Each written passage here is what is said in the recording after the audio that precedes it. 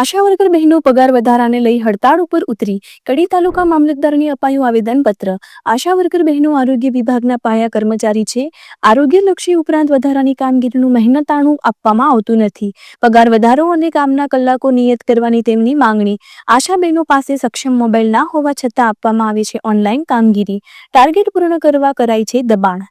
આશા worker બહેનોની પડતર માંગણીઓને લઈ હડતાળ પર. માંગણીઓ પૂરી નહીં થાય ત્યાં સુધી હડતાળ ચાલુ રાખવાની આશા વર્કર બહેનો દ્વારા ચીમકી. Bureau chief MG live news Chetan Patel Mehsana. શું માંગણી છે તમારી? રાવળ હેતલબેન. શું માંગણીને લઈને તમે આવેદનપત્ર આપ્યું? અમારી માંગણી એવી જ છે કે અમારું કામ વધારે છે આશાબેનોનું, તો એ પ્રમાણે સરકાર પગાર ફિક્સ કરે અને ઇન્સેન્ટિવ પ્રથા બંધ કરે.